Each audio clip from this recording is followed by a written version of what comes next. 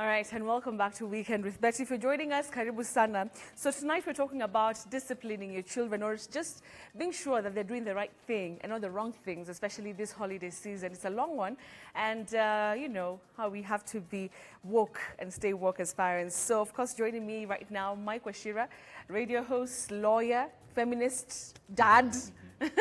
Welcome to the show tonight. Thank you. We also have Pastor Emmanuel Gashanja, who also is a founder of I Vow. I Vow, just one sentence or two. An organization that is passionate about establishing strong, healthy marriages. I like that. Short and to the point, understood. And he's also a pastor at Mavuno Church.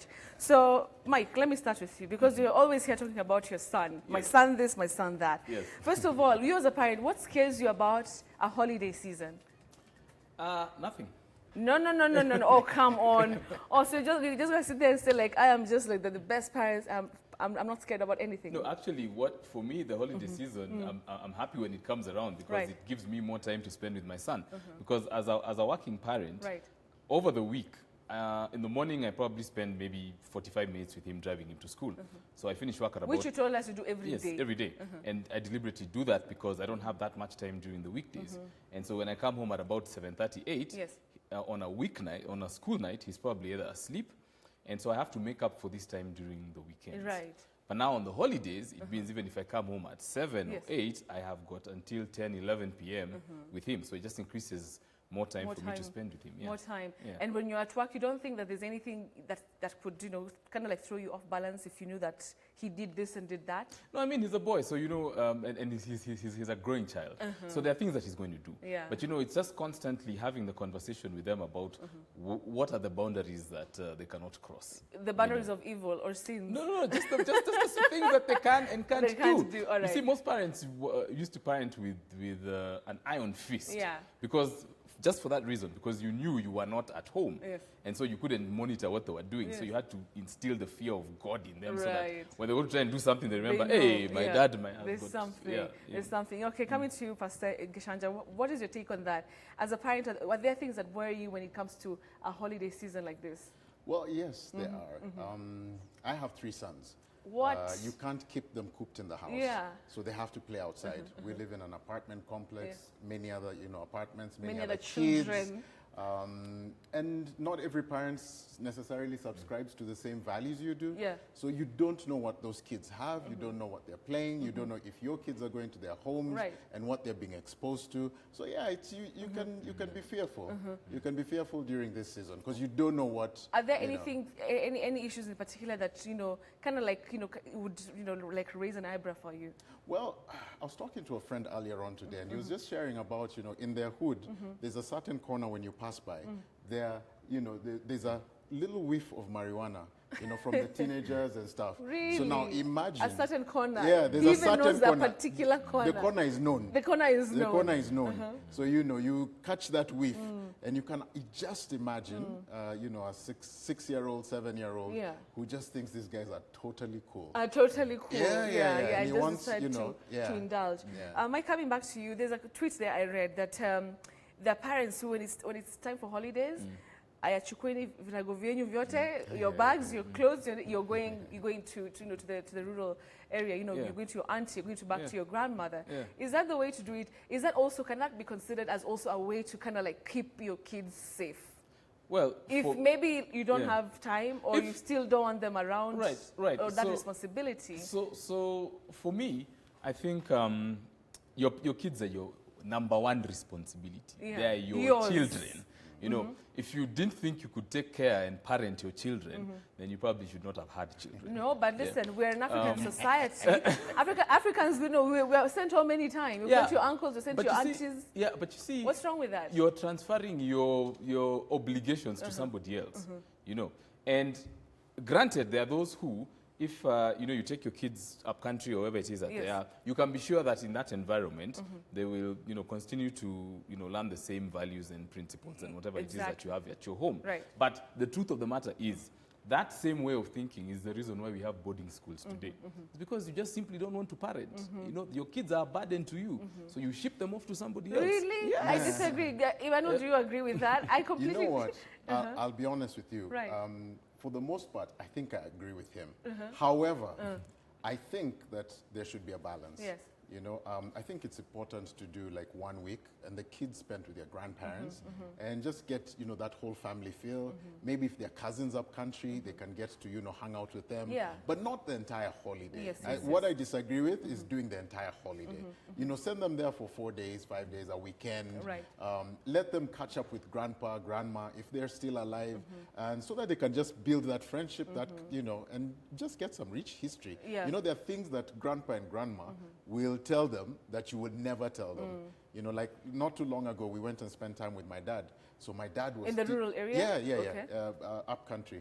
And, you know, my dad is there with my sons, taking them, telling them this is an avocado tree. There's 2 different types of avocado tree. Yes. And me, I was just looking, they all look the same. You know, and then talking about the coffee, the stuff, you know. So they kind of like open their mind. So for them, and they got excited. They were so much richer, fuller. Right. And they were talking about it, you know. I could see my youngest, you know, going into gooseberries and getting gooseberries, finding those touch-me nots. Yeah, gooseberries are little fruits.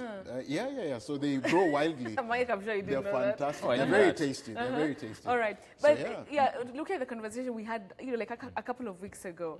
And the thing was, you don't have to wait for such a period, you know, like to start like being like, oh my goodness, where do I take my kids? What do I do with them? That sometimes, you know, like it is actually a journey that you take when it comes to discipline, you know, friendship with your kids. And you talked about that. Yes, I talked about that. You know, and back to what Pasi was saying. You know, when you have that space in your environment where you know that there are certain elements that can corrupt the values of your children, then it's important for you to have created a relationship with your kids to the extent that they can actually come and tell you, Daddy, you know what? There's a corner over there where A, B, C, and D happens. You know, and then you tell them, okay, fine. Now that happens, and it's wrong because of 1, 2, 3, 4, 5, 6. Is it really possible to have that connection with, you know, with your kids? It is. The balance you have to strike is, and we were just discussing it, the balance you have to strike is being a friend to your child and being a parent to your child. Yeah. So you have to know when to be one or the other or both. Yes. Yeah. Emmanuel. See, I think as parents, it's important for us to be very proactive. And proactive teaching kids the things of life, okay? Now, if it's about sexual stuff, it's important to even teach them about their body. You know, this is what happens. You're going to be, at one point, you'll be 12 years old. You'll grow hair in places you never knew. You know, your voice will begin to break. You know, there are things that are going to change. And this is what it means. You teach them that, and you'll find yourself attractive to the opposite sex. Right. You know, and you tell them that this is very natural. I've told my son that please don't let anyone ever lie to you that sex is horrible, sex is bad. You've told him that? Yes, I've How told did you him even that. start that conversation? So I think I need to come to one of your sessions. In fact, I did that one day when we were walking to school. You know, to school even, not even to church? Not to church, no, to school. You know, I decided we're walking to school. This was even before Standard 8. You know, we're walking to school, and then we're just chatting, and I asked him, you know, about this, and he said, yeah, this is what I've been told. Right. So what do you know about it? So I chose to be proactive to tell him, this is not bad. However, do it in the right context. If you do it in the wrong context, there's repercussions. You know, you might get somebody pregnant. You might get an STI. You know, there's all these things that, you know, can work against you. So try to do it in the right context, at the best that you can. All right. You know, the same thing with alcohol. I tell, don't let anyone, because one day you'll drink, your friends will, peer pressure you into doing it, and you'll just find yourself, it was so much fun. Crazy, you know? But again, understand that there are repercussions. Understand what alcohol does. Understand what drugs do to you. And just for everything. Right. You have to be as open as possible. As open, So let's also talk about it. You know, realistically, it's a holiday season, and you know, many parents, they've been working hard throughout the year. Is there now time to just chill out, to just you know, be able to go out, have a drink with their friends and everything? So how then do you balance between, you know, like you said, they seeing the same as more time with my kids, but also how do other parents, realistically speaking, about young parents who you know have kids and still have their work lives, that they also have. You know, you're not about like a bad role model. Like, you know, you're almost like, you know, in a good place that you can still teach them, spend time with them, but also be a human being. Yeah. Yeah. Okay. So I think it's important that first, as a parent, you need to understand that children learn from what you do, not what you say. Yeah. And so you being the role model that you want, you being the person that you want them to become. So there's no way you're telling your child, don't come here after 6 p.m., yet you come at 4 a.m. every morning. But you're the parent. You're not a kid. You're not on the same level, are you? You're not on the same level, but you see, they're learning from you. You can't say one thing and do something else. You have to be completely consistent, okay? And now, so striking then that work-life balance is extremely important. You have to deliberately make time for your children and say, and back to what I was saying, like, when we're talking about the parenting plan, you have to be very deliberate and say, on the weekends, I'm going to be doing 1, 2, 3 things with my kids because these are the values that I want to pass on to them in that time that we have together. After they've gone to bed, you can go and do whatever it is that you want. And make sure you come in early before they... make sure you come before they wake up. Pastor, is that the way to go for you? I want to hear your thoughts on this one. No, I won't touch that.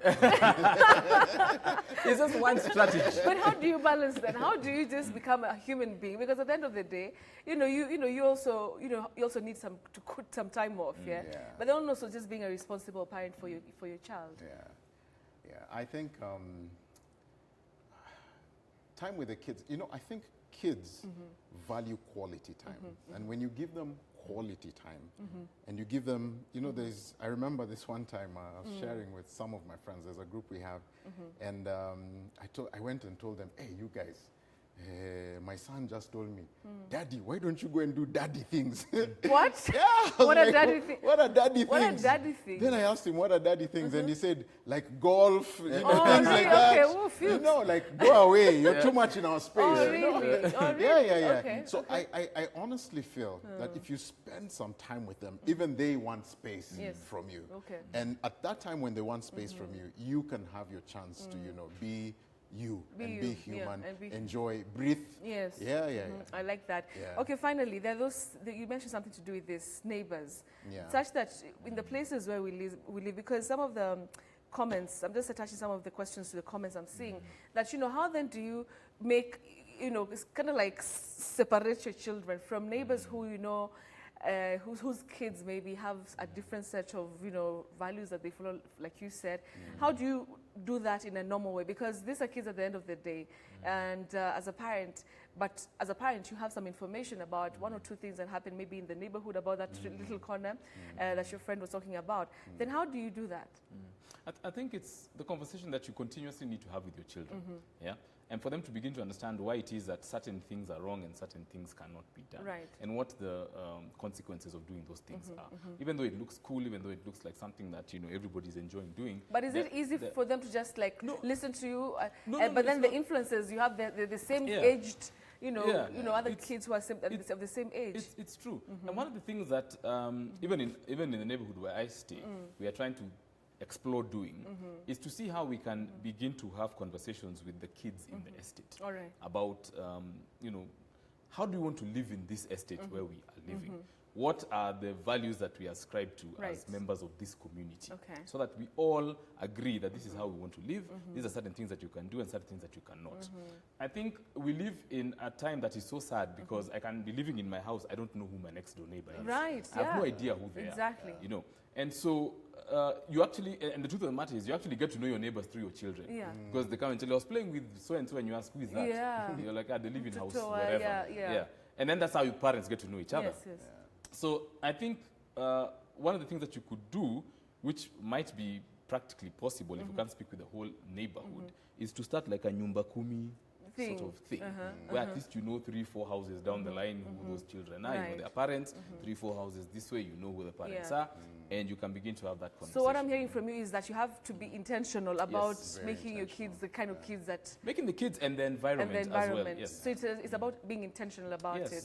Final remarks, Pastor? I guess for me, just to add on to what he said, is if you constantly tell somebody the truth, if you constantly tell your kids the truth, and you keep repeating it, it'll become a part of the system. You know that whole thing they say, train your child in the way they should go, and they never depart from it. I mean, we can, in our teens, rebel and stuff, but somewhere along the line, we reset. Right.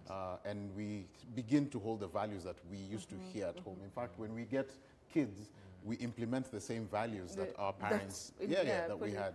So I think that's very important, to the point that when the children go out there, they can decipher what's the good and what's the bad. I mean, they can come and tell you that, hey, daddy, so-and-so was talking bad words. He was saying this and this and this. I didn't like it. Yes, yes. And you just say, yes, that's my son. That's my son. You know, because at least this is someone who can decipher the good and the bad. Because the truth is, you can't really prevent them from everything. Teach them what's true, tell them what's bad, tell them to exalt the truth, and you know. All right. Yeah, I like that. Thank you, guys. Thank you, gentlemen, for your time tonight. I know it's the holiday season and, you know, wondering why this guy's calling you, but please keep coming. Thank you so much, Pastor Emmanuel Gashanja, who's also the founder of iVow.